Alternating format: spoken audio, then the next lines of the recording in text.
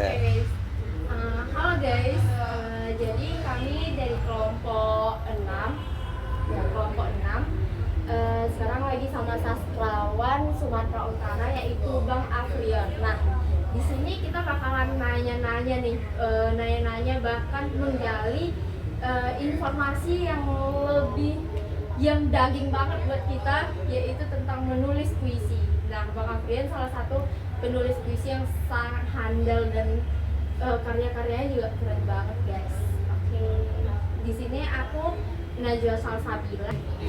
Ini temen aku, saya Irma Laura. Saya Sisi Dian, saya Super Putri. Oke guys, jadi kita mulai aja nggak sih? Kita nanya-nanya sama Bang Afrionnya Bang Afrion. Siap, siap. Iya. Sebelumnya gini Bang, saya ada baca tuh mengenai puisinya yang Kampung Medan itu, yang kata-kata awalnya tuh kayak mungkin aku lelaki yang tidak pandai memutar lidah. Yang itu Coba bacakan lagi terus. mungkin aku lelaki yang tak pandai memutar lidah, Iya. tak paham bertalik menyelamatkan diri dari godaan. Iya. Perempuan-perempuan yang sepanjang Alur. Perempuan-perempuan sepanjang lapangan merdeka Ya. tak pernah diam memacu desah percintaan. Iya. Kata ibu, hati-hati dengan perempuan. Iya. Tapi bukankah ibu perempuan juga, pikirku. Perempuan cantik bagaimanakah ibu? Menggoda ayah datang meminang, dengan kelicikan memperdaya, mengharap nasib baik. Seperti malam sepulang pengajian, bagaimana ibu bersikap? Wajah manis menaburkan harum bunga, kemanjaan memesona dengan penuh cinta. Diantar ayah berkeliling dengan sepeda. Darahku penuh titisan ayah, dikejar perempuan-perempuan manja. Apakah itu artinya aku lagi menggoda asmara? Iya. Itu aku pas bacanya itu kan Bang, aku tuh terbesit kayak gini. Apakah puisi ini menggambarkan seorang lelaki yang sedikit ragu gitu dengan bagaimana perasaannya atau bagaimana Bang? Saya kurang paham juga. Tapi saya tertarik dengan puisi ini waktu baca. Nah, bukan, sebenarnya itu bukan soal keraguan-raguan. Jadi si lelaki itu justru dia merasa prihatin dengan banyak wanita-wanita itu. Kenapa justru bisa berada di mana-mana gitu, selain kan, apalagi itu kan di Kampung Medan kan banyak sekali. Nah, kalau kita dari sejarah atau latar belakang Kampung Medan itu kan secara geografis dia kan berada di antara pertemuan Sungai Deli dan Sungai Babura. Jadi sekitar itulah, termasuk di Lapangan Merdeka, Stasiun Kereta Api, terus di Lonsung. Di waktu itu ada wali kota, kantor wali kota, kantor pos, segala macam. Nah dulu, ini kan puisi ini kan bukan hasil karang rekayasa atau karang mengarang atau apa ya. Memang itu kejadian betul kan, dan di Lapangan Merdeka itu tidak hanya perempuan yang banyak, tapi ada laki-laki yang bergaya perempuan gitu kan. Wah, ini apa ini kan? Kok banyak sekali ini, kenapa? Apakah faktor ekonomi tidak mencukupi atau memang faktor si lelaki terlalu playboy atau apa sih kok? Kenapa harus berada di antara perempuan gitu? Sebenarnya kan ini sebuah kritikan juga. Kalau si ibu juga ragu kepada anaknya, jangan hati-hati dengan perempuannya. Kenapa dia ragu? Karena emang lokasi di Lapangan Merdeka itu memang gawat betul kan. Semuanya perempuan, bukan perempuan baik-baik. Jadi perempuan penggoda asmara, perempuan malam, segala macam, itulah berkumpulnya. Jadi selalu kadang-kadang dirazia oleh waktu itu Hansip masalah waktu itu, bukan Satpol PP. Jadi itu yang diingatkan ibu, hati-hati, jangan terlalu main-main di situ. Nanti kena tangkap pula, kenapa? Atau nanti malah bahaya, terjebak segala macam. Tapi kan Bu, saya bukan laki-laki penggoda asmara gitu. Saya kan cuma melihat dan heran kenapa nih perempuan ini banyak sekali di sini.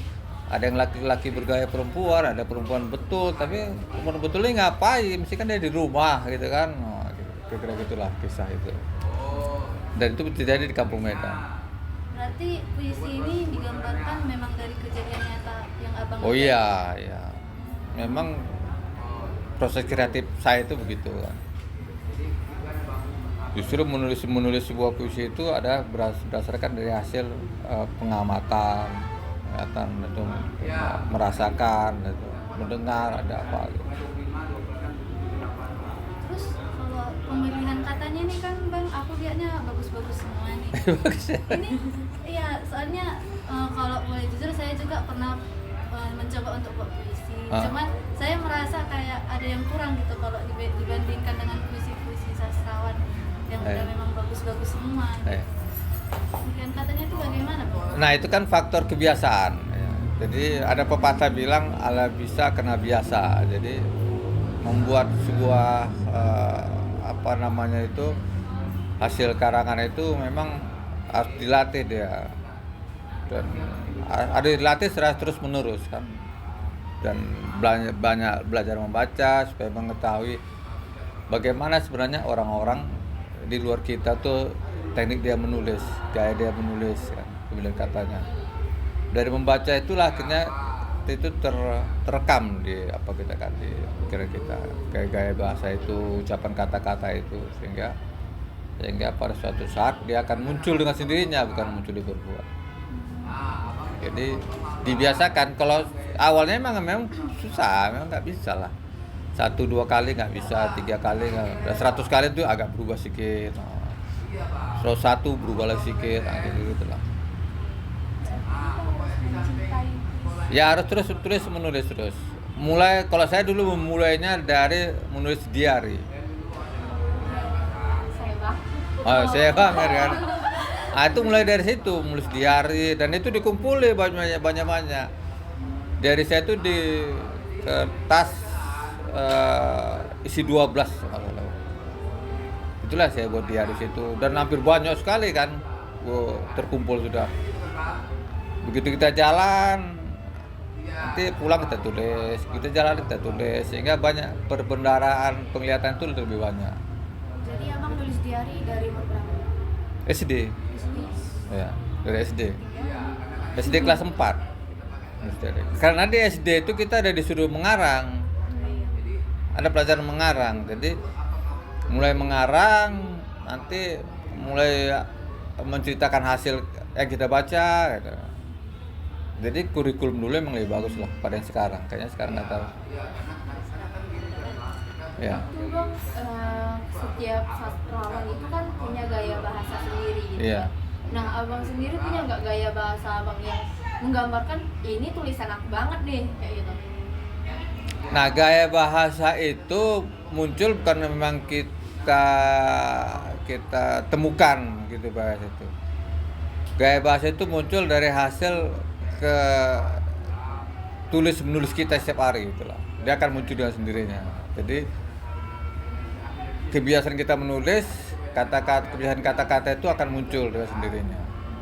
Nah, tidak bisa seorang penulis itu menentukan gaya bahasa sendiri. Itu nanti akan ditemukan oleh para pembaca lain atau para kritikus. Oh, gayamu gini ya, gayamu gini ya. Jadi kalau nama kita dibuang pun, orang kata, oh ini gaya si anu ini. Dan bukan kita sebenarnya yang harus beginilah gayaku supaya ada ciri khas, nggak bisa. Jadi orang lain yang menentukan itu. Nah sampai sekarang saya tidak tahu gimana gaya bahasa saya. Kalau kami lihatnya kayak sederhana. Iya, sederhana tapi intinya. Nah itu faktor kebiasaan. Tapi juga berarti kalau kita baca puisi, kita ngungkapin ini pasti tentang ini, tapi ternyata dari sisi penulisnya, dari sisi penulisnya, arti dari puisi dia itu nggak seperti yang kita bayangkan gitu. Itu benar nggak sih bang?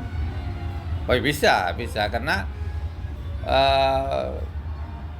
puisi itu mengandung arti yang bermacam-macam kan, dari sudut pembaca lain akan berbeda dengan sudut pembaca yang lain.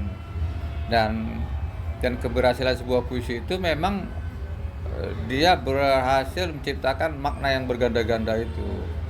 Jadi tidak bisa satu makna dia, karena bahasa kiasan itu kan, bahasa perlambang itu maknanya ya bermacam-macam, ada makna di situ. Makanya tapi semua sah, semua benar, kalaupun dibilang misalnya puisi Kampung Medan itu kayak itu playboy kali, benar. Kalau nggak playboy ngapain dia di situ? Iya, aku juga tadi mikirnya kan ini cowoknya ragu atau playboy. Iya, atau laki-laki pencari perempuan atau gimana, kok ngapain di situ? Padahal sebenarnya tidak kan, itu kan sebuah pengalaman. Dan sebenarnya puisi itu adalah gambaran diri si penulis sebenarnya. Jadi ekspresi perasaan si penulis. Jadi yang kesana itu saya laki-laki itu.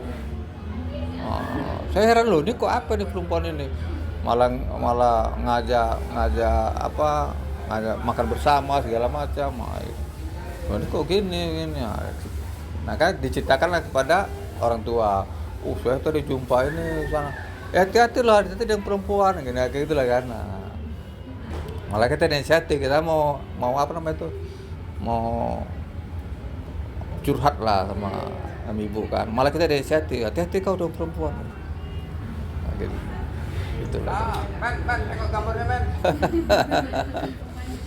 Iya. Punya, men. Gimana menurutmu, men? Nah, pertanyaannya apakah setelah dinasti dia akan bolak-balik ke sana? Ya bolak-balik.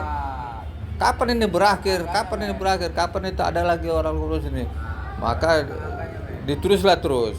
Cuman nggak tahu kita tulisan yang lain tuh sampai nggak ke pembaca kan. Sampai akhirnya Lapang Merdeka itu dibersihkan, ya kan? Sekarang nggak ada lagi. Tidak lagi perempuan itu, nggak ada lagi perempuan laki-laki bergaya perempuan, nggak ada lagi. Nggak ada lagi sekarang di Lapang Merdeka itu bersih. Transportasi dia nanggung, men. Enggak. Transportasi pawang. Apa nih Sukma yang mau ditanyain? Kata aku dulu. Iya, itu Dalam men. visi abangnya Kayaknya kan kita kan tidak menawar berapa lah kira-kira. Iya. di situ banyak menggunakan pisau alam sih. Makanya kan itulah dong. Ya. Mungkin itu ada makna khusus atau Inilah pertikaian tanah itu adalah pertikaian kematian. Jadi itu adalah ancaman kematian di Sungai Deli itu. Menurutmu gimana? Kita melambangkannya dengan pohon kemboja, karena kita tahu pohon kemboja itu nggak pernah ditanam orang depan rumah. Pohon kemboja di mana ditanam orang? Pohon kemboja ditanam di kuburan. Jadi nggak ada di depan rumah ditanam pohon kemboja, nggak ada. Di kuburan. Jadi itu pelambangan bahasanya Sungai Deli itu akan adalah pertikaian kematian, ruang kematian. Jadi seperti kuburan di situ.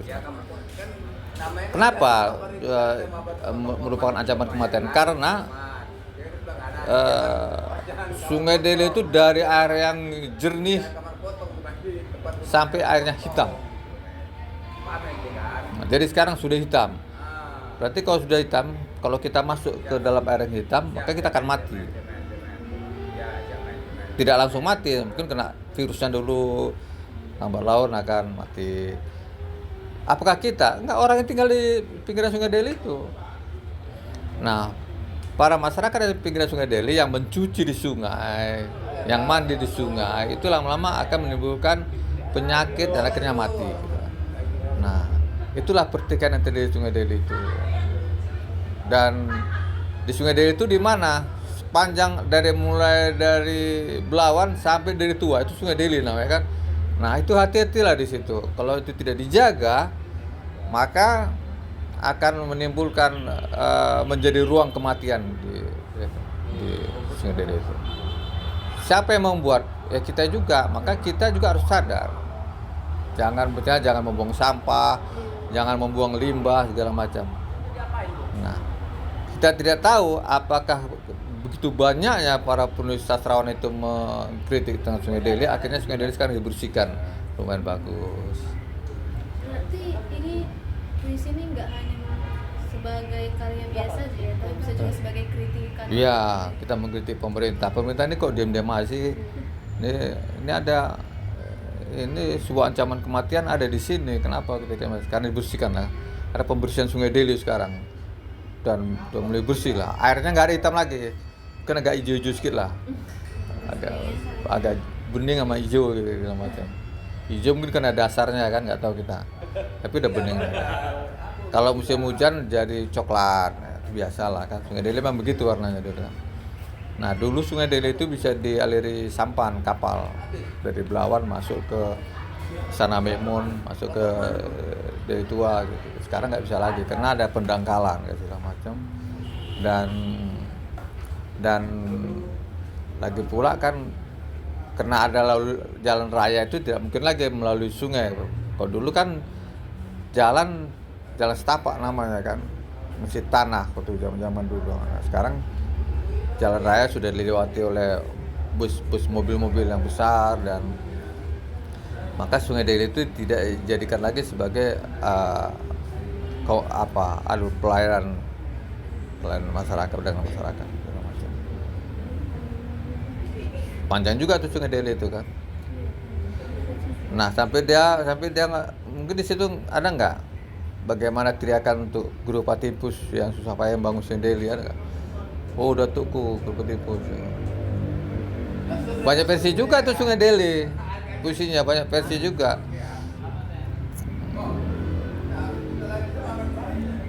Ada nggak? Oh udah tuku Guru Patipus, lihatlah tanahmu kini. Tidak sejenis dulu. Ungkapan keresahan dengan apa Ya, kota sendiri gitu ya Bang? ya, dan sendiri dan alhamdulillah sekarang sudah bagus lah, udah bersih lah, dibersihkan orang itu segala macam. Dan banyak juga LSM yang tinggal di pinggir Sungai Deli itu untuk menjaga kan segala macam, membersihkan juga. Makin banyak.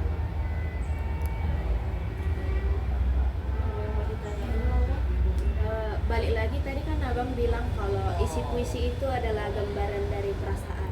Iya, ungkapan perasaan. Jadi kalau dari Abang sendiri gimana sih cara Abang itu dapat inspirasi atau imajinasi dalam menulis puisi? Nah, misalnya macam Lapang Merdeka tadi, puisi Lapang Merdeka. Saya kan berada di sana, saya ke sana. Loh, kenapa ada ke sana? Ke sana kan tiba-tiba aja.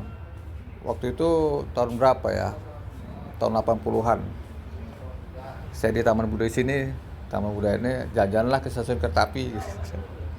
Nah, tiba di stasiun kereta api lah mereka loh, banyak kali perempuan. Bisa suruh banyak kali. Udah pulang. Besoknya pergi lagi, masih tiap hari banyak kali rupanya ya, banyak kali. Nah, akhirnya baru terciptalah tercipta puisi yang macam. Tapi itu kan prosesnya nggak seminggu 2 minggu, nggak sehari 2 kali. Karena itu ada juga sama orang tua kan, curhat segala macam, kok banyak perempuan segala macam. Nah terkumpul juga ungkapan si ibu segala macam. Nanti ada terkumpul juga ungkapan masyarakat situ segala macam. Baru tercipta sebuah puisi itu. Paneli gitu juga, naik kereta sehingga sebentar di tengah jembatan itu, loh ada hitam kali. Kok ada ikan itu, ikan apa nama itu? Ikan penyapu, ya ikan penyapu kapas, penyapu apa nama itu? Penyapu lumut apa itu? Hitam. Dan ikannya nggak bisa dimakan, kalau dimakan udah rame orang nangkapnya. Nggak bisa dimakan kan tuh. Wah mereka kali gitu. Dan tuh banyak lagi ada kejadian dari ikan itu, masyarakat itu menjadi pengobatan alternatif. Dulu pernah dengar juga kan, ikannya kok bisa jadi ngobati orang penyakit. Aneh ini. Tapi belum tercipta puisi juga, masih juga tengok lagi ke tengoklah ke Deli Tua, hitam memang hitam segala macam. Wah ini kacau nih. Tengok belakang, wah hitam kacau. Berarti tercipta puisinya. Baru nih. Berarti inspirasi itu bisa muncul di mana aja? Ya, waktu kita jalan kan muncul di mana aja. Pernah Kita bertemu pertama, langsung kita observasi selanjutnya terus gitu. Abang pernah nggak sih kayak waktu nulis puisi nih terus ngerasa kayak puisi ini nggak bagus gitu atau ngerasa jelek gitu terus dibuang gitu jadi nggak dilanjutin lagi, ada nggak puisi-puisi yang terbuang? Oh iya, sering lah. Nanti satu bait nanti puisi apa lainnya simpan, buat lagi yang baru, simpan. Tapi itu tidak dibuang. Nah, untuk beberapa hari kemudian dibaca lagi, diedit lagi. Kata-katanya dirubah, bagaimana munculkan kata-kata yang bagus, edit lagi. Gitu, jangan dibuang, sayang dibuang. Buatnya payah. Satu bait itu baru udah nanti tambah lagi subit lagi, digabung baca lagi, udah bagus kan ya, belum bagus ya simpan lagi, nggak bagus nih simpan lagi. Kalau aku sendiri kan, kalau mau misalnya lihat sesuatu, jadi udah ada nih imajinasinya, langsung aku tulis. Nah kalau abang sendiri itu gimana cara nyimpen apa yang abang lihat untuk menjadi puisi itu? Kita seperti orang gila lah kan, bercakap-cakap sendiri. Oh diriku begini, aduh aku kok begitu, segala macam supaya tersimpan. Nah, nanti malam tambah malam biru segala macam tersimpan lagi, baru kita 2-3 hari kita tuliskan. Itu kita hafal dulu di pikiran segala macam. Biasanya kalau pemain teater pandai tuh dia. Pemain teater kan ngapal macam orang gila, ngomong sendiri segala macam. Nah, itulah awal mulanya saya mau bisa begitu juga. Jadi ngomong sendiri aja, pergi ke taman, ngomong sendiri. Jangan tahu orang, tiba orang gila.